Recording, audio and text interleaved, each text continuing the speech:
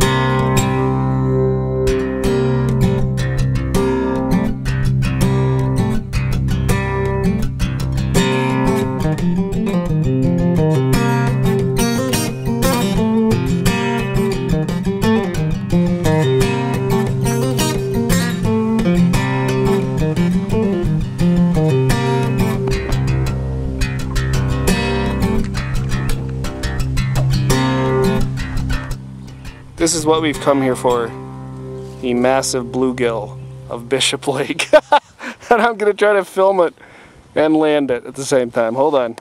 Oh, look at him. It's a bluegill. Okay. That's what we need.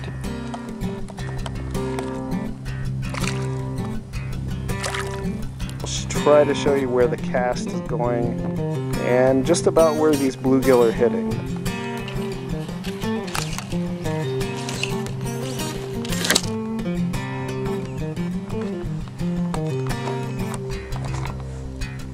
Alright, so that's about our day of bluegill fishing here. I'm going to head in a little bit, try not to drop the camera in the water on the way out. But what we've just seen is just your basic early season bluegill fishing, fly fishing on a lake. All you need are some small flies, preferably those that can sink a little bit below the surface, because that's where the fish are going to be this time of year. The bluegill and the bass, like small largemouth bass, will hang out near the bluegill, and sometimes largemouth bass, so that's a good bonus.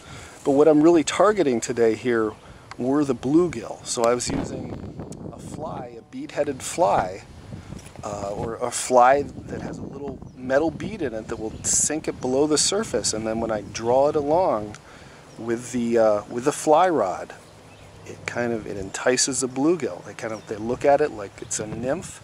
It's an aquatic nymph that they want to eat. And when you finally find them, which it took me about a half an hour to do here, usually you hook into quite a few. So that's a lot of fun. So this is John Hyder for Your Wild Michigan, and we'll see you out on the lakes and streams and rivers later this summer.